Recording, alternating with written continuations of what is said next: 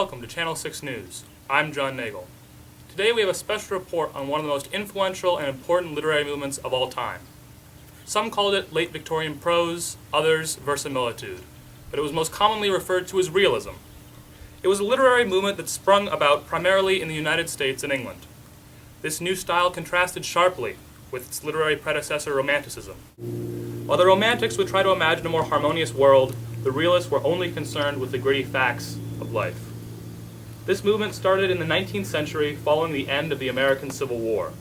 After the war had divided the country and claimed the lives of more than 600,000 brave men, many readers found the emotional and verbose romantic texts unreadable. They longed for literature that reflected reality. Thus, a new generation of writers came about who wanted to give the people what they wanted.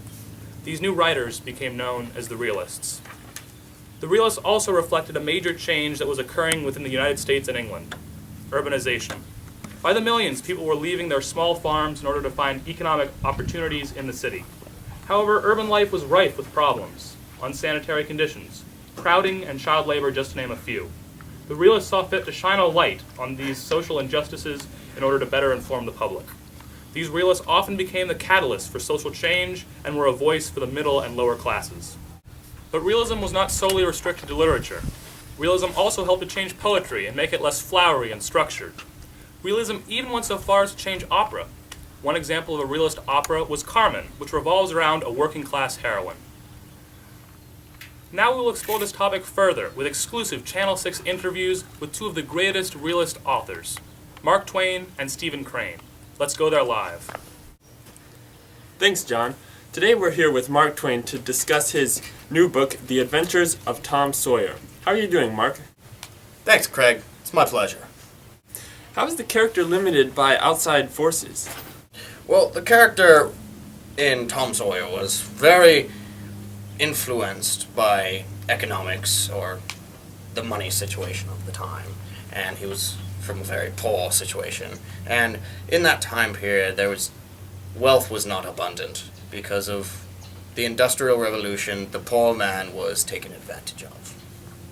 And so this is why I made Tom Sawyer more poor and using more imagination, because he was being held down by the man. And what separates your hero from the rest of the characters? Well, what made Tom Sawyer so unique and the hero of our story was because he didn't conform to society. The rest of the characters conformed to society, became boring, and worked for the man. They were trying to stay alive while Tom Sawyer broke away, used his imagination, and was able to make himself happier because he didn't conform to society. And what conflict is most prominent between your character and a higher being, if there's any at all? Okay, well, as a child, I went to Presbyterian church on Sundays, but as I grew older, I began to move away from the organized religion. And so with that in mind, I began to not use religion as a major factor in the books, such as Tom Sawyer. And so that's why there's no evident conflict between Tom Sawyer and God. And what political issue does your work reflect? As a nation, we, coming out of the Civil War, need to work more as one to move towards equality for all races and classes. And because of this, we need more economic stability, because the common man is being taken advantage of by the industrial elites. And this has translated into more poverty and disarray in the context of society, while the elite are lavish in money. Thanks for being with us, Mark. Back to you, John. And now, here's a brief word from our sponsors. Hello and welcome. Today we have a toaster, an ordinary toaster, used every day by the common man. This toaster is made of stainless steel, constructed for your convenience, but the cheapest labor force money can buy. third world children. Now, this toaster has many settings to it. 4 buttons: bagel, toast, and frozen. And the 4th, cancel. This thing can toast not only just bread, but waffles, bagels, and anything you could fit in between these squares. This knob controls the heat to adjust the fluctuation in the outcome of your desired toast. Now, this toaster is very unique. You buy one, and you can get a second one if you call now for absolutely the same price. Because in the end, nothing is free.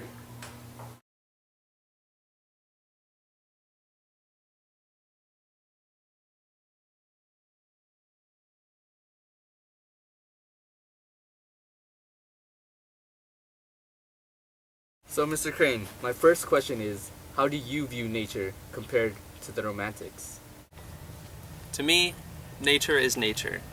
I look at it objectively. A tree is a tree. A flower is a flower.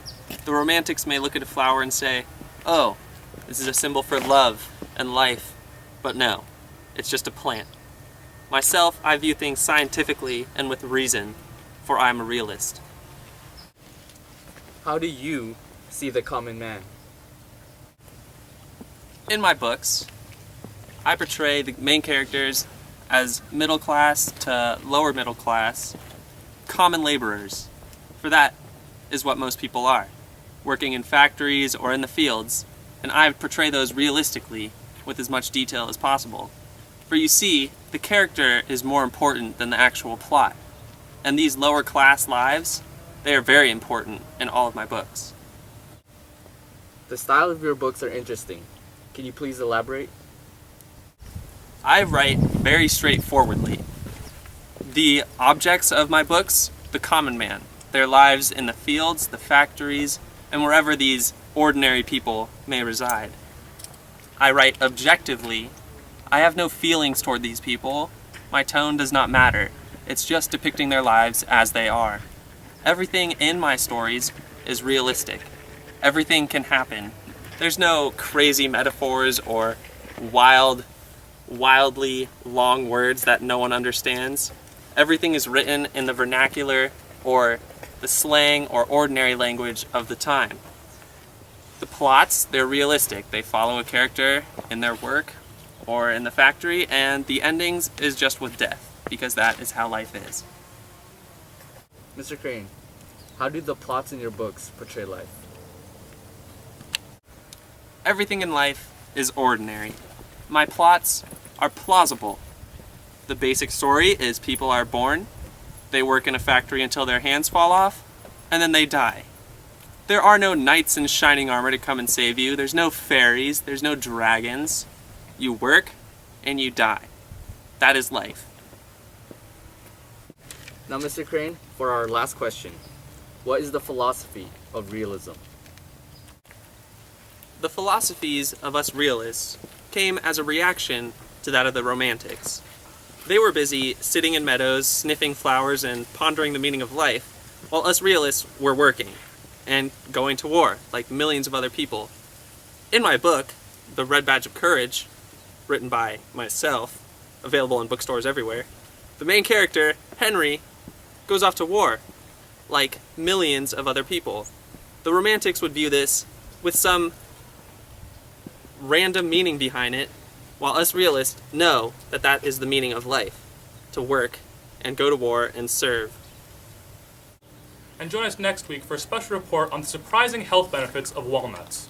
But until then, I'm John Nagle, and this has been Channel 6 News. Keep it real, Poway.